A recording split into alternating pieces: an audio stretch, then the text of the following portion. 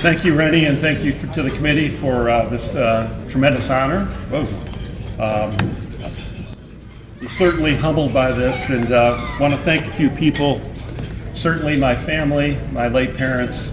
My wife Marion is here, my children Matthew, Mary Grace are here, my siblings are here, some friends and teammates are here, and it's quite an honor. And like Jimmy Parker said and others have said, this is about the love of the game, and Rennie kept saying, you got to talk about the love of the game, so I'm going to give you a few quips that are about the love of the game to see if these will get us going here.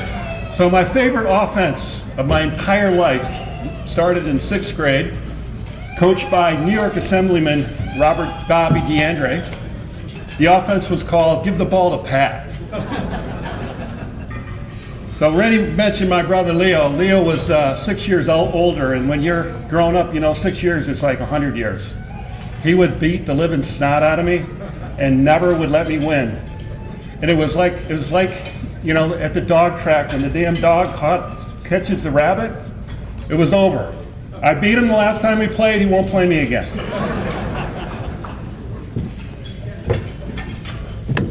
I remember about 50 years ago, my sisters Bridget and Alice are wearing yellow t-shirts with ironed on purple numbers for the very first girls basketball game at St. Peter's. We've come a long way, baby. Unbelievable. So we really come out.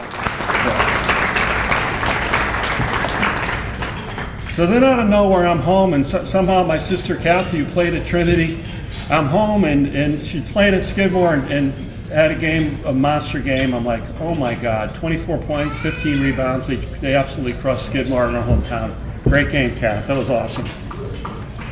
So a couple quips that I have of some teammates. We played at a gym in Cohoes called Keaveney, which is now a parking lot, I believe. It was about a third the size of this room, but at Keaveney, a teammate was 3 for 5 at the foul line to win the game for us on a JV game. So no big deal, right? Well, he had a cast on his hand, and he shot left-handed, one-handed. Dan O'Farrell, he's here today. So. Another player here, Greg Cross, drew seven offensive fouls in one half. I never had 7 offensive fouls in 40 years of playing. There's no way. I'm not doing that. Sorry, coaches out there. I had about 3, 4. Greg had 7 in one half. And then we had a game where we scored 114 points in high school. That's insane. With 4 starters on the bench, Chris Collins, who's here today, never threw in 20 once, throws in 39 points. Pre-3, he would have had 50. A couple coaches I played for, 2 are Hall of Famers. Hall of Famer, the late Bill Darnapole, had some interesting conversations with Coach Darnapole. My last year, he pulled me out like 1 minute into the third quarter. He goes, "Patty, you're done." I go, Coach, I want to play, right? He looks up and down the bench. He goes, "You're not here next year, my son. Sit down, take your shoes off. I got to play these guys next year." The genius of Bill Darnapole is we won 23 games that year, but we only won 1 game by over 30 points. Similarly, Hall of Fame coach Bill Calva at RPI, who's recently deceased as well. Again, the love of the game, the joy on that man's face when he won the first Capital District basketball tournament. The Capital District basketball tournament back in the day was Siena, Albany State, Union, and RPI. And my freshman year, we won it, and it was one elated coach. It was fun to see. In 1980, we were up in the North Country playing St. Lawrence, who was about 101 record-wise. They were outstanding. And we come out, and the crowd is going crazy. They're yelling, "USA, USA." They're screaming at us, calling us Ruskies. Well, it was the same day that the U.S. hockey team beat the Russians. Given that, guess what? We got beat by about 40. So. If you've played long enough, you know the look in their eye. And the look in their eye for your players out there is when you're playing a team that's better than you, and they have that look in their eye. So a 1-5 RPI team beat a 6-1 University of Vermont team, they had the look in your eye. Coach, when I said, Coach, they got the look in your eye, he said, you're right, Pat, we won by 15. We won 7 games that year. University of Vermont won 19. I had the honor of playing at the Schenectady Y with the Honorable Barry Kramer, who awards named after tonight. Barry was an incredible player. If you ever played with him or against him, you knew that.